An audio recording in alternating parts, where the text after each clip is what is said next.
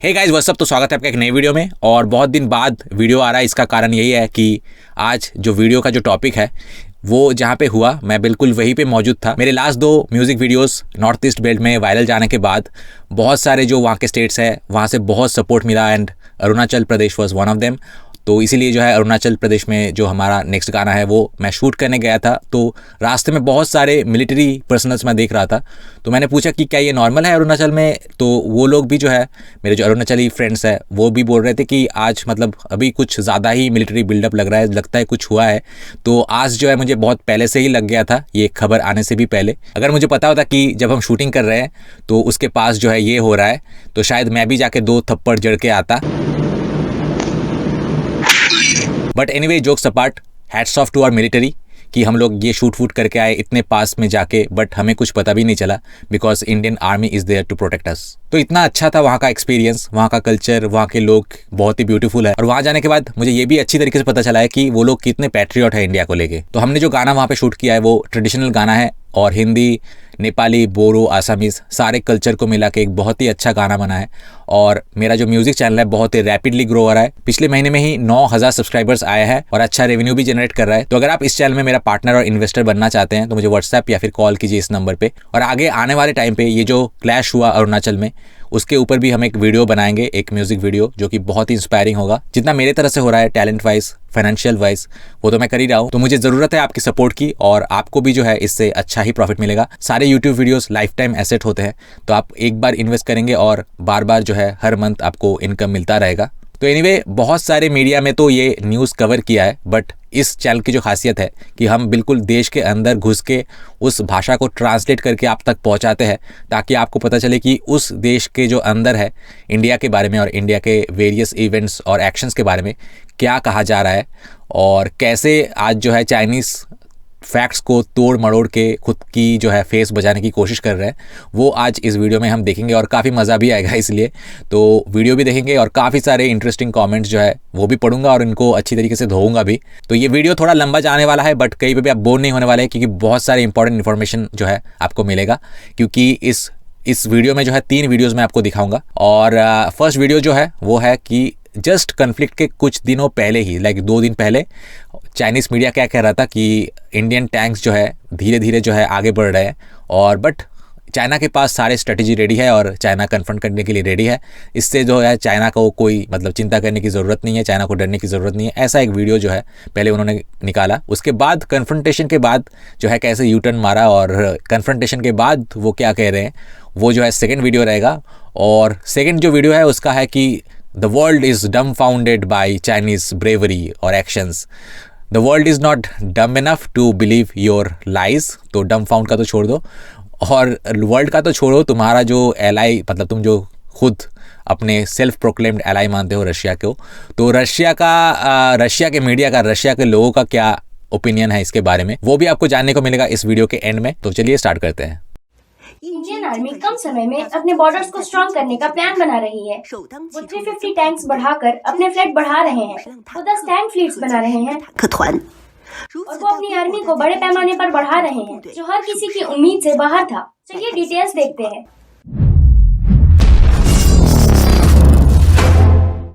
Hello， 各位老铁，大家好，欢迎收看本期理财虎，我是虎优。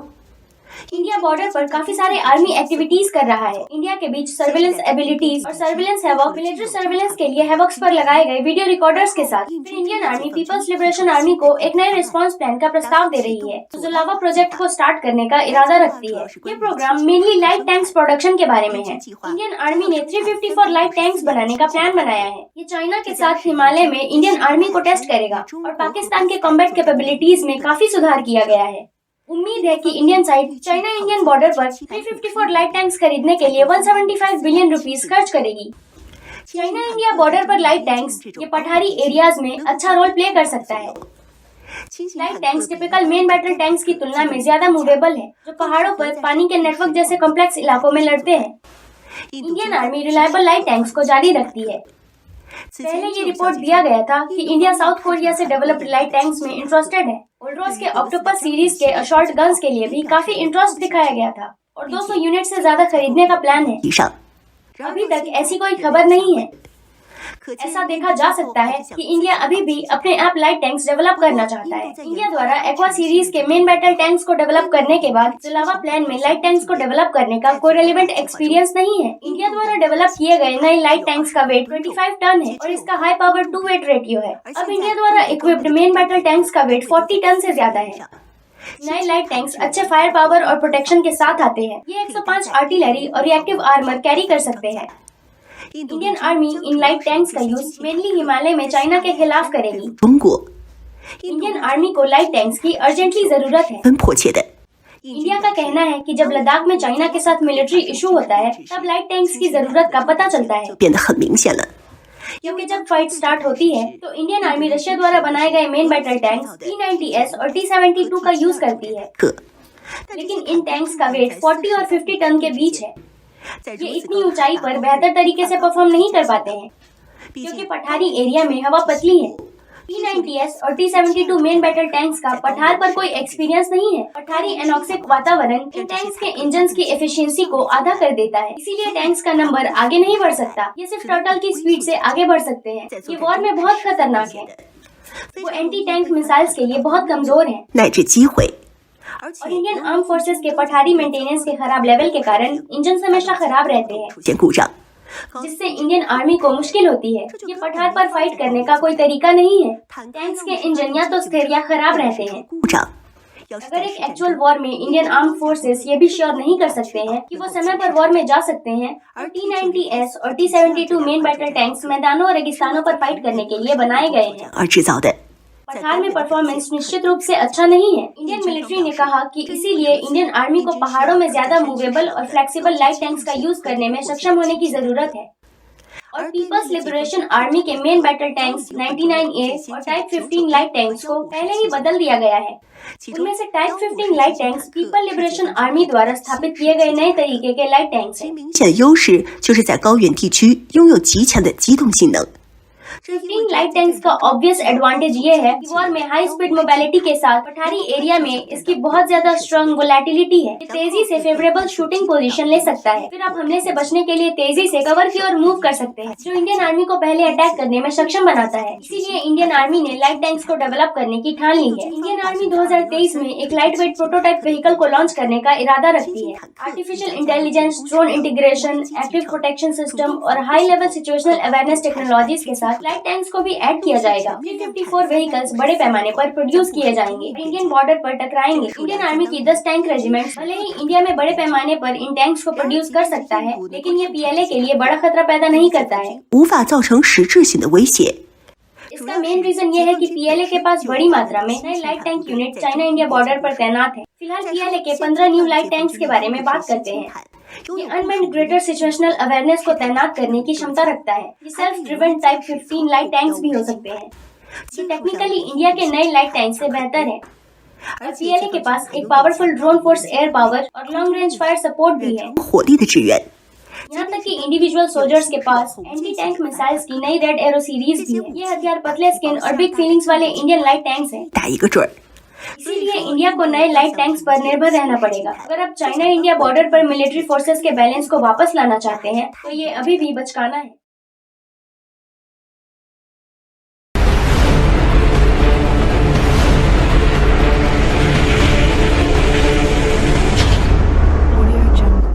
हमारी satellite news agency और the Hindu द्वारा रिपोर्ट की गई दोनों पक्षों के बीच जबरदस्त आग जैसी लड़ाई हो 其实就是一直以来印度非法侵占我国藏南地区的一部分，而该地区一直 और ये क्षेत्र हमेशा हमारे देश द्वारा तिब्बत में शोना नाम से बांटा गया है और ये जोन 6th टाइम के क्षेत्राधिकारी के अंदर है। इसके अलावा हमारे देश में कभी भी अरुणाचल प्रदेश में कानूनी रूप से भारत के कब्जे वाले इस देश को मान्यता नहीं दी गई है। अगर ये शेषवान के बारे में खबरों के कारण है तो ये मई 2020 से होगा। दोनों पक्ष बॉर्डर एरिया में कमांडर लेवल की बातचीत के बाद से वो एक भयानक मिलिट्री कॉन्फ्लिक्ट था। हालांकि 2 साल पहले जिस स्थान पर संघर्ष हुआ था वो चाइना इंडिया बॉर्डर के पश्चिमी खंड पर पैंगोंग झील क्षेत्र में था। 难断。也就是靠近缅甸。नेपाल सिर्फ अन्य देश का पक्ष नहीं है। वास्तव में जियोपॉलिटिक्स और हिस्टोरिकल सबक जैसे फैक्टर्स पर विचार करते हुए चाइना इंडिया बॉर्डर का दक्षिणी भाग भले ही दोनों पक्षों के बीच कड़ा मुकाबला हो, लेकिन ये एक ऐसी जगह भी है जहाँ संघर्ष आसान नहीं है। ऐसा इसलिए है क्योंकि मध्य खंड और पश्चिमी खंड की तुलना में चाइना और इंडिया द्वारा डिस्प्यूटेड मेरे देश के तिब्बत के दक्षिणी हिस्से में जियोपॉलिटिकल कंडीशन बेहतर नहीं है। हिमालय के पर्वतीय स्तर के कारण भूभाग बहुत कॉम्प्लिकेटेड है। यहाँ तक कि अगर दोनों पक्ष लड़ना चाहते हैं तो वो नहीं लड़ सकते। इसके अलावा चाइना और इंडिया दोनों के लिए ये बहुत इंपॉर्टेंट है कि मैकमोहन की रेड लाइन पर इंडिया के क्लेम को ब्रिटेन के प्रसिद्ध काल के रूप में जाना जाए। 意很大，自然不愿意归还。而对于中国来说， दक्षिण हिमालय रोड पर स्थित ये जगह न केवल आर्थिक रूप से बल्कि सैन्य रूप से भी बहुत महत्वपूर्ण है। इससे भी इम्पोर्टेंट बात यह है कि ये तिब्बती रिलीजियस कल्चर के उपकेंद्र से संबंधित है। इस स्थान की प्रतीक्षा करें जहाँ छठे दलाई लामा चैंगयांग का जन्म स्थान था। तिब्बती कॉम्पैट्रियट्स की संस्कृति में इसका एक विशेष दर्जा है।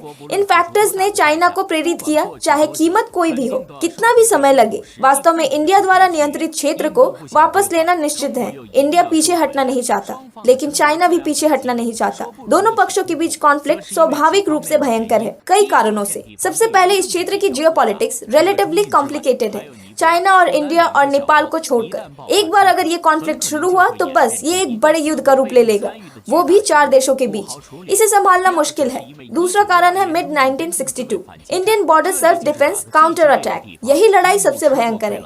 इंडिया को नुकसान उठाना पड़ा है, इसलिए वो चीजों को हल्के में लेने की हिम्मत नहीं करते। तीसरा so called McMahon red line के ब्रिटिश के मिलिट्री इशू के कारण है, जो कि उन्हें तिब्बत के टोपोग्राफी की अच्छी समझ नहीं है और ऐतिहासिक आरोपण के मुद्दे। जब मैकमोहन रेड लाइन खींची गई, परिणाम स्वरूप 2 उभार आए। आर्मी को 2 चिमटी बनाने के लिए प्रेरित करना। एक बार बड़े पैमाने पर कॉन्फ्लिक्ट छिड़ गया तो वे नुकसान में रहेंगे। इसलिए वर्षों से इंडियन चाइना बॉर्डर का पश्चिमी भाग दुर्घटनाओं के प्रति अधिक संवेदनशील है। दक्षिणी भाग अपेक्षाकृत स्थिर है, लेकिन जाहिर है दक्षिणी भाग की स्थिरता इसलिए नहीं है क्योंकि यहाँ कुछ भी गलत नहीं है। ऐसा इसलिए है क्योंकि चाइना और इंडिया दोनों ये जानते हैं कि ये जगह एक्सीडेंट्स के लिए रिस्पॉन्सिबल नहीं है। अब दोनों पक्ष दक्षिणी भाग के फर्स्ट एरिया के लिए लड़ रहे हैं। स्पेसिफिक रीजंस और डिटेल्स को अभी तक अधिक मीडिया कवरेज नहीं किया गया है। 方面应该不敢过分的找茬，激化矛盾。 इंडियन मीडिया के अकॉर्डिंग कॉन्फ्लिक्ट के बाद दोनों पक्ष जल्द ही अलग हो गए। दोनों पक्षों के कमांडर पहले से ही बातचीत कर चुके थे और 2 या 3 दिन बाद केवल इंडियन मीडिया ने ही खबर फैलाई थी। कम से कम ये दर्शाता है कि दोनों पक्ष इस बारे में अधिक सतर्क है। पिछले 2 वर्षों में इंडिया और चाइना के संबंधों में आखिरकार थोड़ा सुधार हुआ है। अगर इंडियन पक्ष चाइना के इंटरेस्ट को नष्ट करने के लिए चाइना की कस्टम सिस्टम को सौदेबाजी की चिप के अनुसार में मार कर खुद को नहीं बचा सकता है, तो आने वाला थंडर होना चाहिए जो वापस वार करे। 题是要建立在我们核心利益不受损的基础之上。 टेरिटोरियल इंटीग्रिटी के मूल इंटरेस्ट ये स्पष्ट रूप से कुछ ऐसा है जिसे हिलाया नहीं जा सकता। चाइना पीसफुल राइज की पॉलिसी अपनाता है, लेकिन अगर कोई इसे फायदा उठाने के अवसर के रूप में देखता है तो वो गलत है। तो क्या ये घटना इंडियन अपॉर्चुनिज्म का एक चारा है? ये चाइना की तरह बनना चाहते हैं? सच कहूँ तो करंट इंडियन गवर्नमेंट को इतना शॉर्ट साइटेड नहीं होना चाहिए। अभी कुछ समय पहले ही इंडियन फॉरेन मिनिस्टर जयशंकर ने भी अपने फ्रेंच काउंटर पार्ट के साथ मीटिंग में कहा था, चाइना के साथ संबंधों को सामान्य बनाने को बढ़ावा देना इंडियन पॉलिसी का फोकस है। फॉरेन पॉलिसी में अचानक इतना बड़ा मोड़ लाना इम्पॉसिबल है, लेकिन इंडियन सेंट्रल गवर्नमेंट और लोकल गवर्नमेंट के बीच भी पहचान, यहाँ तक कि इंडियन गवर्नमेंट का अपनी सेना पर नियंत्रण की डिग्री भी क्वेश्चनेबल है। और जब ये देश चाइना का सामना करता है तो हमेशा कम आत्मसम्मान की मेंटालिटी होती है।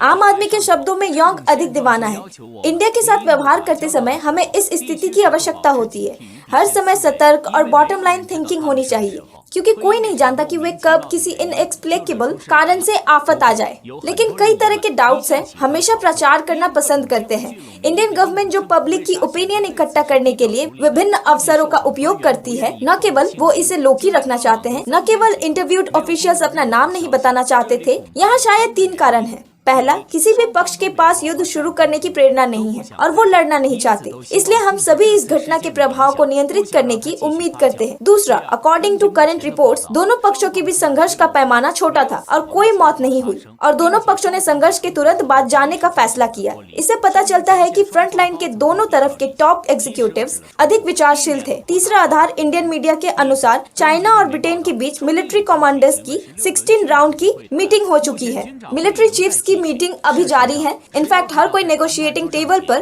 प्रॉब्लम्स को सॉल्व करना जानता है। ये युद्ध से तो बेहतर है। गर्म मिजाज वाला इंडिया भी जानता है कि ईस्टर्न पावर पाकिस्तान तो नहीं है। इंडिया से कई गुना बड़ा ये वास्तव में युद्ध के लिए जा रहा है। इंडिया को बहुत कुछ खोना है क्योंकि इंडियन मीडिया रिपोर्टिंग करता रहा है। हालांकि दोनों पक्ष बॉर्डर एरिया में है। Chinese military force Indian army से छोटा है। खासकर रैपिड डिप्लॉयमेंट कैपेबिलिटी ने इंडिया को झकझोर कर रख दिया है। फॉर एग्जाम्पल, इंडियन मीडिया ने कहा चाइनीज आर्मी को एक दिन में ट्रांसफर किया जा सकता है।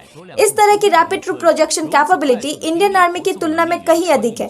फिर जून 2020 में गालवान और स्टॉक की घटना। 2 साल बाद थर्ड ब्रदर इस बार फिर से ट्रबल क्यों खोज रहा है? इसके 2 मुख्य कारण हैं। नंबर 1, हाल के इंटरनेशनल माहौल ने इंडिया की फॉरेन स्ट्रेटेजी को प्रभावित किया है। रशियन वॉर के आउटब्रेक के बाद से वेस्टर्न कंट्रीज रशिया के प्रति इंडिया के अस्पष्ट रवैये से बहुत असंतुष्ट है। हाल ही में ये इंडिया के लिए एक खतरा बन गया है। अब इंडिया पर सिचुएशन को बैलेंस करने के लिए वेस्ट का दबाव है। इंडिया ने न केवल अपनी प्रो रशिया वॉइस को कम किया, साथ ही इसने चाइनीज पक्ष को और मजबूत किया है। सिंपली इंडियंस वेस्ट को एक अस्पष्ट प्रॉमिस दे रहे हैं, लेकिन रशिया के प्रति इंडिया के रवैये को देखते हुए अमेरिकन खुश नहीं है। फिर भी वो मुस्कुराते हैं क्योंकि यूनाइटेड स्टेट्स लंबे समय से ईस्टर्न पावर का सबसे बड़ा विरोधी रहा है। ईस्टर्न पावर्स को शामिल करने के लिए मददगार के तौर पर अमेरिकन इंडिया को नहीं खोएंगे। इसलिए यूनाइटेड स्टेट्स और इंडिया अभी साथ में काम कर रहे हैं। उदाहरण के लिए अमेरिकन और इंडियन ट्रूप्स हाल ही में हमारे बॉर्डर से 100 किलोमीटर से कम की दूरी पर है। लोकल गवर्नमेंट ने 2022 युद्ध की तैयारी नामक एक संयुक्त अभ्यास शुरू किया अमेरिकन के समर्थन में। इंडियंस बहुत कॉन्फिडेंट होते हैं चाइना इंडियन कॉन्फ्लिक्ट के अलावा नेगोशिएशन टेबल पर ईस्टर्न पावर्स को कंसेशंस देने के लिए मजबूर करे। इंडिया का रशिया के साथ कुछ विवाद भी था।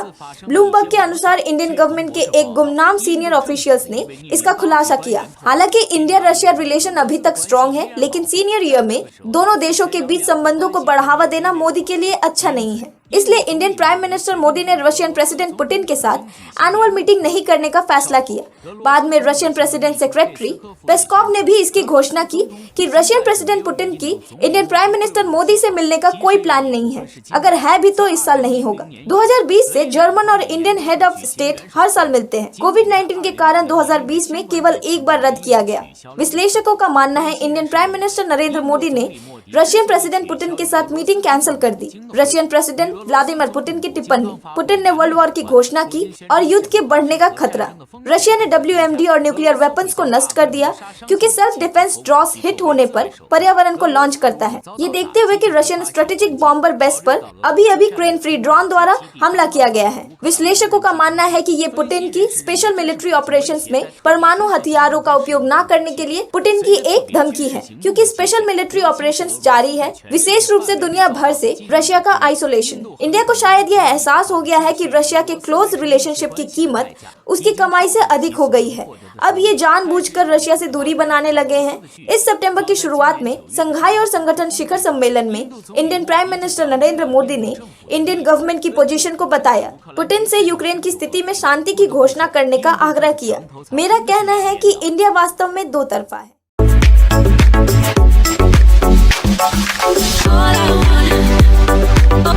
तो सबसे पहले सलाइया टेलीशिकावा ने लिखा है कि मैंने 7-8 साल पहले इंडिया में कोई प्रोटोटाइप टैंक 15 अर्जुन जिसका नाम था, ऐसे एक टैंक के बारे में सुना था, लेकिन इंडिया अपने ही मैन्युफैक्चर्ड टैंक से खुश नहीं था, सेटिस्फाइड नहीं था। तो इंडिया ने अर्जुन की जगह ज्यादा से ज्यादा T-90s खरीदना दोबारा से शुरू कर दिया। इसीलिए कहते हैं कि आधा ज्ञान जो है वो डेंजरस हो सकता है। अर्जुन का नाम तो इन्होंने सुन लिया, बट अर्जुन कब से डिप्लॉयड है और क्यों जो है अभी अर्जुन टैंक के जगह पे जो है T-90s खरीदा गया, उनको इसके बारे में पता नहीं है। तो इसलिए अपना मनगढ़ंत ख्याली जो ख्याल में आ रहा है वही कहानी बना रहे हैं। तो अर्जुन टैंक 2004 से इंडियन आर्मी में सर्विस दे रही है, और द रीज़न कि इंडियन आर्मी ने T-90s ज़्यादा खरीदा, फिर से जो है खरीदना शुरू किया, और द रीज़न कि इंडिया ने जो है T-90s फिर से गैप फिल करने के लिए खरीदना शुरू किया, क्योंकि अर्जुन टैंक को डिप्लॉय करने में, उसको डेवलप करने में और एडवांस करने में बहुत टाइम लग रहा है। अब ये कोई सस्ता चाइनीज कॉपी तो है नहीं कि देखा चेपा और बना दिया जल्दी से।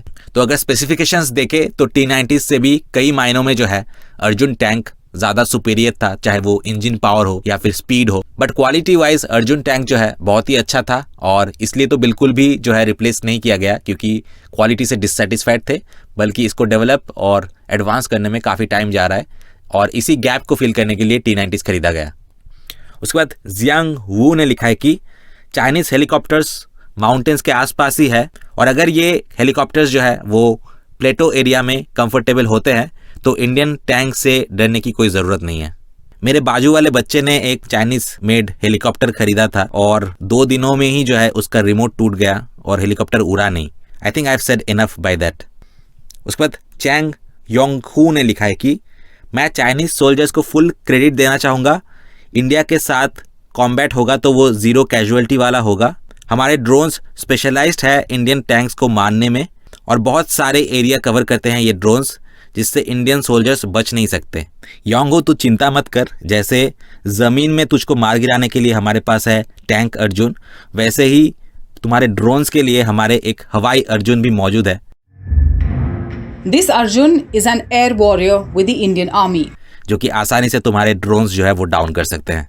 उसके बाद जैक फू ने कमेंट किया कि इंडिया ये भूल गया है कि Chinese side on Sino Indian border 5000 metre के हाइट पे है, तो इंडिया के टैंक्स इतने हाइट पे कैसे जाएंगे। मिस्टर जैक फू, आप ये भूल गए हैं।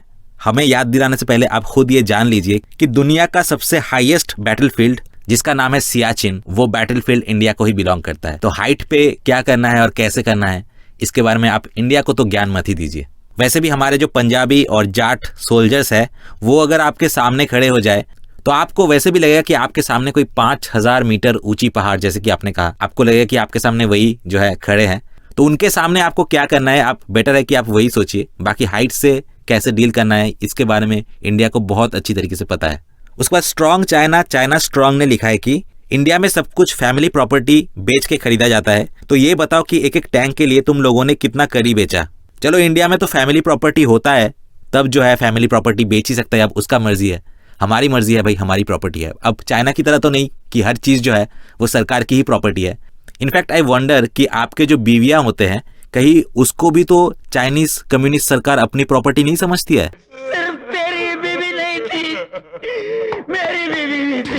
उसके बाद थॉमस यंग ने लिखा है कि China is playing with missiles, stealth drones, orbital bombers and micro drones, और इंडिया जो है अभी भी टैंक पे ही पड़ा हुआ है। It's funny.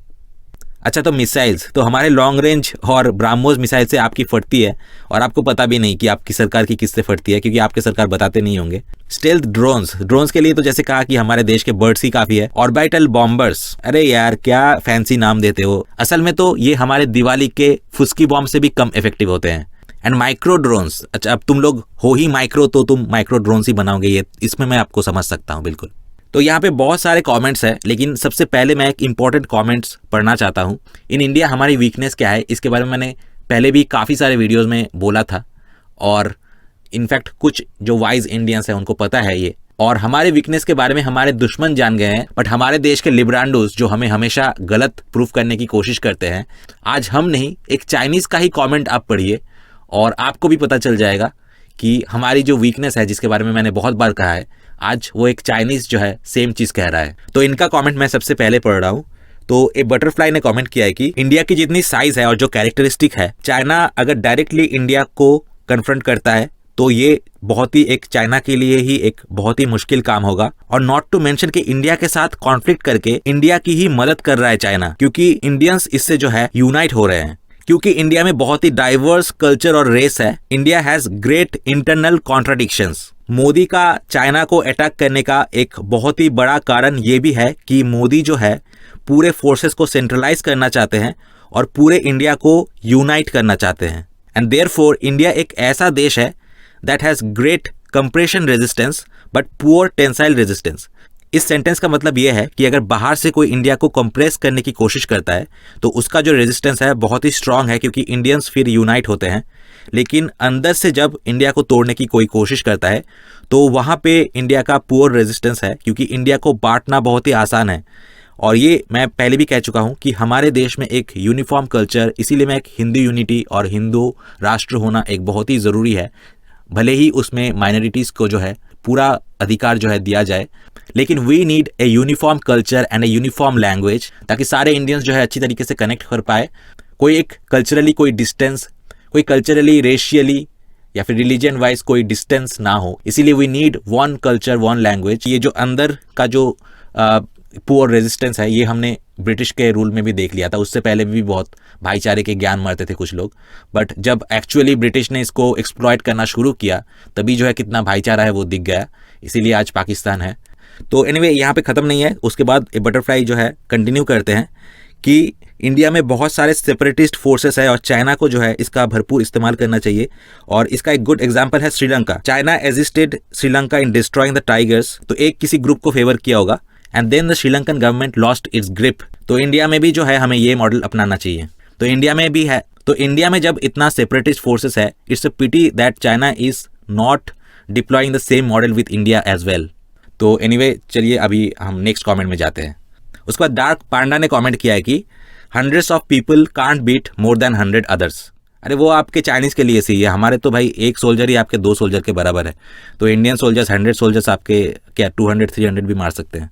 उसके बाद शुआंग ये ने लिखा है कि hitting the Chinese people is ruthless, brother आसान has avenge the Chinese people. ये कौन इसका ब्रदर है, कौन इसका नाजायज भाई है, मुझे नहीं पता किसके बारे में बोल रहे हैं। बट एनीवे इनका जो फर्स्ट कहना था कि hitting the Chinese people is ruthless, Indian soldiers are ruthless now, you have tested us for a long time, now everything will be ruthless and reckless. उसके बाद डार्क पांडा ने लिखा है कि the communist army ran away in the end. तो communist party last में भाग गई and it was difficult for Han soldiers to adapt to Tibet. Tibet में अडेप्ट करना बहुत ही मुश्किल था चाइनीज सोल्जर्स के लिए, जिसके चलते तिब्बतियन सोल्जर्स भी जो है बहुत ही ब्रेव थे और उनको लात मार के भगा दिया। तो यहीं पे चाइनीज वीडियोस का कमेंट का सिलसिला जो है खत्म करूंगा। इसके बाद जो है आपको मैं रशियन वीडियो दिखा रहा हूँ और उसके बाद मैं रशियन कुछ कमेंट्स जो है वो आपको पढ़ के सुनाऊंगा। हेलो माय डियर फ्रेंड्स, Драгоценные мои друзья, कल या परसों बॉर्डर पर इंडियन और चाइनीज सोल्जर्स के बीच क्लैश हुआ था। вчера состоялось столкновение на границе китайских и индийских военных. एक बाउंड्री है और वो बाउंड्री तिब्बत में है और वो क्लियर नहीं है। जैसा कि हम सभी जानते हैं कि चाइना ने तिब्बत के बड़े हिस्से पर कब्जा कर लिया है और उनके पास इसे सही ठहराने का डेयरिंग है। ग्रेट एंड चाइना जो ये सोचता है कि वो इन सभी जमीनों का मालिक है, वो पूरा तिब्बत चाहता था, लेकिन अब लगता है कि इंडिया ऐसा होने नहीं देगा। लेकिन वैसे भी तो न्यूक्लियर कंट्रीज के बीच एक सीरियस कॉन्फ्लिक्ट है Между китайскими и индийскими войсками. И та, и другая державы ядерные. लेकिन ये अनबिलीवेबल है कि किसी भी हथियार और एम्यूनिशन का यूज नहीं किया गया। Оружие. तो सोल्जर्स आए और हैंड टू हैंड कॉम्बैट करना शुरू कर दिया। Начали мять друг другу морды. दोनों साइड्स कह रहे थे कि वो जीत गए, Каждая из сторон говорит, что она победила. लेकिन रियलिटी में इंडियंस ने चाइनीज को बॉर्डर से बाहर निकाल दिया। चाइनीज कंफू इंडियन स्ट्रेंथ को सहन नहीं कर सका। Китайского. कुछ घायल हुए लेकिन कोई भी मारा नहीं गया। Но убитых никого. चाइनीज सोल्जर्स सिर्फ मैनुअल हथियारों के साथ आए थे, किसी भी फायर आर्म्स का यूज नहीं किया गया और फाइट शुरू हो गई। उन्होंने फायर आर्म्स का यूज न करके अपने गवर्नमेंट्स के एग्रीमेंट्स को फॉलो किया। Вот, तो есть вот. इसे दो एंशिएंट सिविलाइजेशंस के बीच लड़ाई कहा जाता है। हथियार सोल्जर्स को स्ट्रॉन्ग बनाते हैं, लेकिन ये एक दूसरे को डिस्ट्रॉय भी कर सकते हैं। Такое ощущение, что я сейчас пестик выставлю, всех перебью. कभी कभी पीछे हटना और फायर आर्म्स का यूज नहीं करना और एक दूसरे को डिस्ट्रॉय नहीं करना बेहतर होता है। वो पूरी तरह से पीछे नहीं हटे। हैंड टू हैंड कॉम्बैट काफी खतरनाक था, लेकिन दो सुपर पावर्स इंडिया और चाइना का क्लैश अनबिलीवेबल था। Держав Индии и Китая. बिना एक भी गोली चलाए सिर्फ हैंड टू हैंड कॉम्बैट किया जा सकता है और हो सकता है कि उन्होंने एक दूसरे पर इंडियन और चाइनीज स्लैंग का यूज भी किया हो। По-китайски, по-индийски. लेकिन ये हमारे लिए एक अच्छा सबक है। सिर्फ हथियारों पर बहुत सारे पैसे खर्च करने से कोई भी कंट्री स्ट्रांग नहीं होती है, लेकिन जिस कंट्री में बहादुर सोल्जर्स और हाई मोरल्स होते हैं वो जीत जाती है। इंडिया ने हमें यही दिखाया है। Все еще что-то делит. तो सबसे पहले अलेना बेरेस्तोवा ने लिखा है कि तुम्हारा न्यूज बहुत ही अपलिफ्टिंग है। रशिया और चाइना के बीच जो वॉर हुआ वो भी अगर ऐसा ही फायर आर्म्स के बिना होती तो काफी सारे जाने जो है वो बचती। उसके बाद यूरी सेर्गेव ने लिखा है कि सुना है कि चाइना अपने अजीबो गरीब हथियारों के साथ आए थे। अगर इंडिया भी अपने ट्रेडिशनल हथियारों, अगर हाथी में बैठ के तीर धनुष जैसे हथियारों को लेके आते तो चाइनीज की पैंट गीली हो जाती और वो इधर उधर भागने लगते। Actually quite a good idea, क्योंकि फायर आर्म्स के बिना जो है वो एग्रीमेंट है कि फायर आर्म्स यूज नहीं कर सकते हैं, पर चाइनीज तो अपने मैनुअल जो हथियारे हैं वो यूज कर रहे हैं, तो फिर हमारे जो है हमारे ट्रेडिशनल हथियार हम क्यों नहीं यूज कर सकते हैं।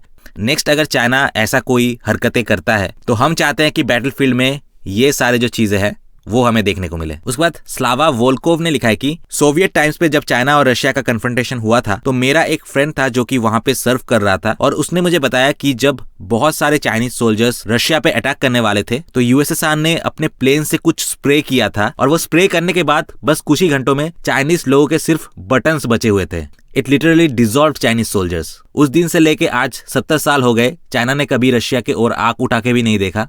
ये लोग सिर्फ पावर और स्ट्रेंथ की भाषा समझते हैं। उसके बाद कीरा कारामजीना ने लिखा है कि बहुत सारे टिबेटियंस मोनार्क को इन चाइनीज लोगों ने जान से मार दिया है। ये लोग किसी को नहीं छोड़ते हैं, चाहे वो मोनार्क हो, उइगुर हो या फिर कोई और हो। जी हाँ, इंडिया के अगेंस्ट इन्होंने फायर आर्म्स का यूज नहीं किया अपने फायदे के लिए ही, क्योंकि चाइना को भी पता है कि ये अगर वो करते तो उन्हें भारी नुकसान जो है उठाना पड़ता। इसीलिए जो है मतलब वो कोई महान नहीं है कि उन्होंने जो किया है, बट उन्होंने अपने लॉसेस बचाने के लिए ही जो है हैंड टू हैंड कॉम्बैट का सहारा लेना सही समझा।